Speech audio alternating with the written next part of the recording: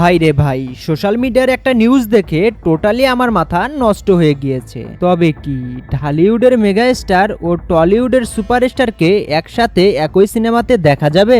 Rumour অনুযায়ী ঢালিউড ও Tollywood industry মিলে যৌথ সিনেমা বানাতে চলেছে, যেখানে শাকিব খানের বিপরীতে নায়িকা হিসেবে দেখা যেতে পারে পাকিস্তানি অভিনেত্রী হানিয়া আমিরকে। যতটুকু জানা গেছে, শাকিব খান ও দেবকে এই সিনেমাতে একই সাথে দেখা যাবে। সেই সাথে সুপারস্টার দেবকে এই সিনেমাতে নেগেটিভ রোলে দেখা যাবে, যা এর আগে কখনোই দেখা যায়নি। একবার ভেবে দেখুন, দুই সুপারস্টার, তাও আবার একসাথে, একজন লিড হিরো অন্যজন ভিলেন।